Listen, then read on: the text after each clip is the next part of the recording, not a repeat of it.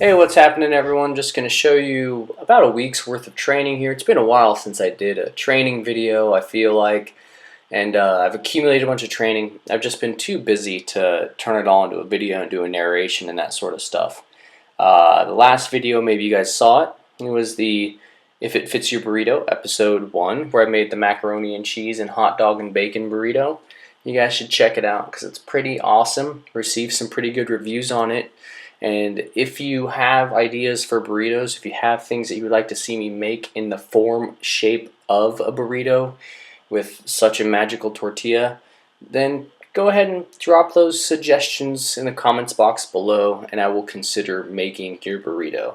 I'm sure I'll make it fabulously and it will taste absolutely delicious, unless you're a weirdo who likes to have oyster and cat shit burritos, because I can't imagine in any tortilla in which that would taste good. No amount of hot sauce would make oysters and cat shit taste good, especially like the combination of the two.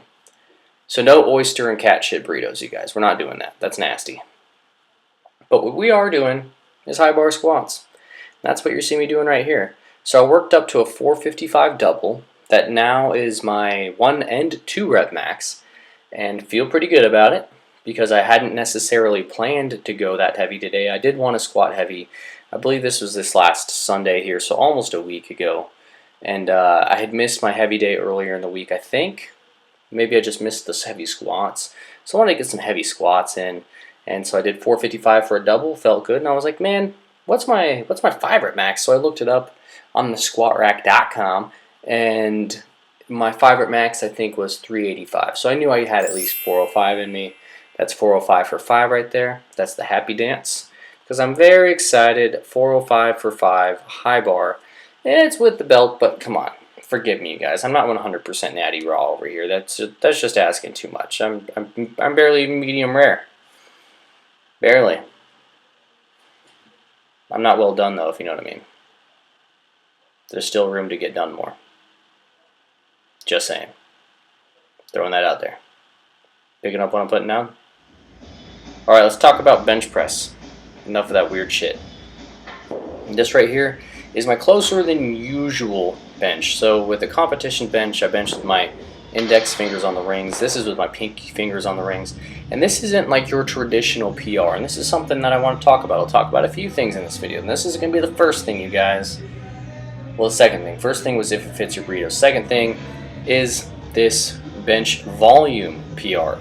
So it's not a PR in terms of reps per set. It's not a weight lifted PR. But it's a PR in terms of how many times can I lift this weight to my standard in a single training session. This is 315, and I think I get it for 4 sets of 3 reps with fairly decent pauses. I'm not talking taking nap pauses, but fairly decent pauses. Maybe a little bit shorter than a competition. Anyways, I get 12 reps in with 315 pounds, and that's a total volume PR with 315. And so that's a good way to measure your progress in a more abstract view compared to what most traditional programs or methodologies or even training mindsets would have you think about progress. A lot of times it's only weight on the bar, or it's how many reps in a single set.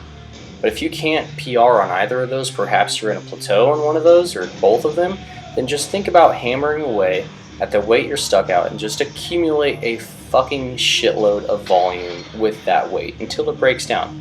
So on here, I get to that 4th set, I believe, and the very last rep, the 3rd rep, was pretty damn hard, so I cut it there. Five sets would have been sick, but I don't think I would have had another set of 3 in me. So that is a total volume PR. It's a fantastic way to measure your progress, and in a different way. And the more ways that you can measure your progress, in my mind, it keeps you a little bit more motivated, because it's really hard to stay motivated to train and keep your eye on the prize when you might be stuck at the same weight for months and months and months. I did that with my sumo deadlift for over a year, and I lost my mind. I lost my mind so badly I changed it to conventional deadlifting. Now I'm pulling conventional primarily, and this is what you're seeing here is my sumo accessory lift. I'm doing this right here not to be a good sumo puller, but to get my hips and my glutes, my hamstrings, all that stuff, get all that other stuff stronger, so that will transition well to my conventional deadlift and my as well as my squat, because stronger hips, it's not necessarily a bad thing in any circumstance, really.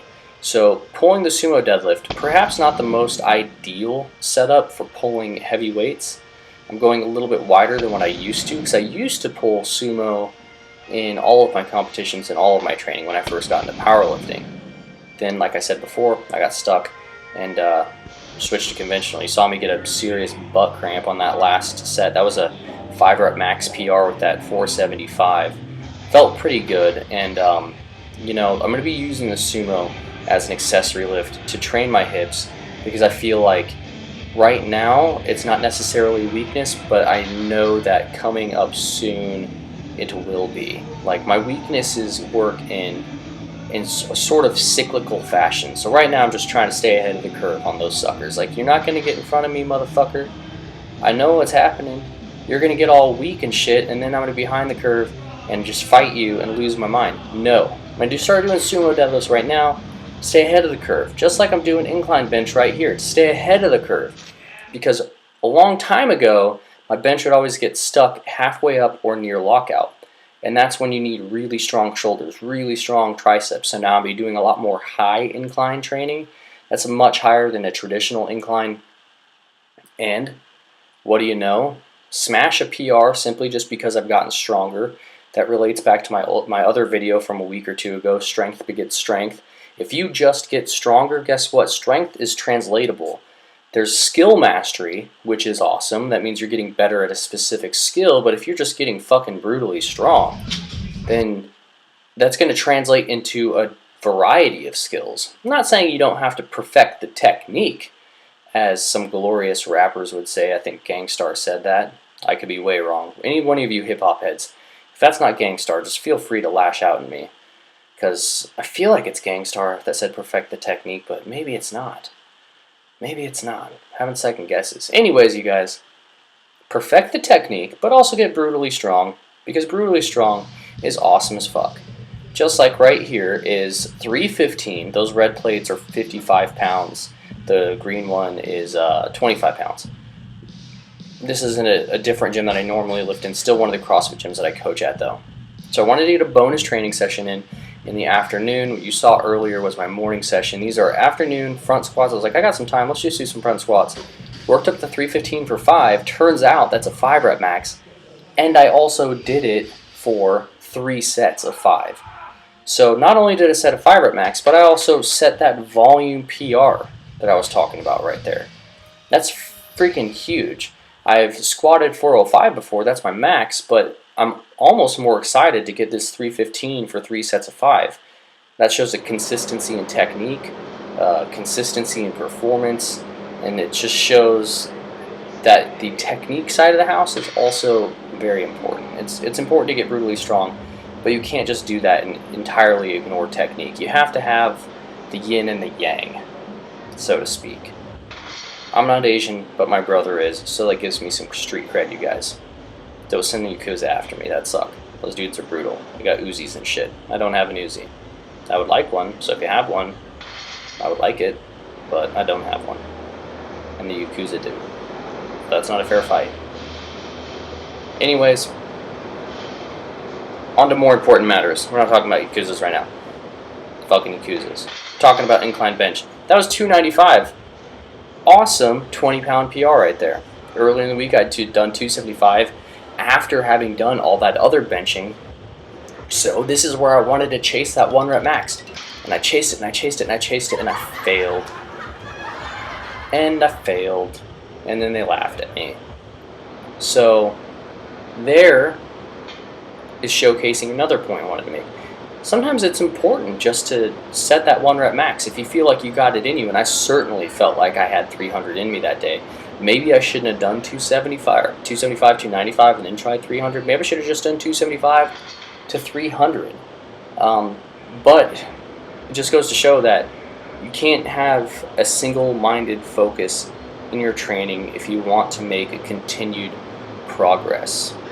If you want to have continued and sustainable progress, you need to have a variety of means to measure your progress by, because it's not always the amount of weight on the bar that matters. Sometimes what matters most is you going back, watching the tapes of your training sessions. If you're not already videoing them and you train alone, I suggest you do. If you don't train alone, you have training partners, and it's not necessarily the thing that you have to do. But anyways, it's important to analyze your training, because maybe you're getting stuck because of a minor technical error that you're not catching. Maybe you're getting stuck because your technical threshold breaks down at a specific intensity range, and I've talked about that before. Maybe you're getting stuck simply because you don't have the energy levels. You haven't worked up the amount of work capacity necessary to perform the kind of workload that you're attempting to do on whatever new program it is. I don't even know how many times I've seen guys jump into Smolov or Shaco or any one of these other fancy newfangled Russian programs that are just insanely high volumes. I mean, they're not insanely high, but they're pretty damn high. These guys jump into these programs and they don't have the work capacity or the technical threshold to perform that amount of volume with a high quality and a consistently high performance in their competition movements. Guess what happens? They get injured. So if you have these other metrics to judge your performance by, then you can go back and analyze your training and look at all of your individual lifts and say like, hey, my bench, it fucking sucks because it's slow, so maybe I should work on being more explosive. Hey, my squat sucks because I get pitched over and folded in half like an envelope. Maybe I should do more front squats to help alleviate that, to train me to stay more upright. Or maybe my deadlift sucks off the ground, so I need to train that at a deficit. Not everything needs to be the same rep set structure. Not everything needs to be the same set up in a traditional way. Perhaps your bench and your squat may go with a reverse band, and your deadlift would just be deficits. Be open-minded in the way that you set up your training and judge your progress in that training by. That's all I'm trying to say, you guys. You just got to be open-minded. There's 1,000 ways to skin a cat.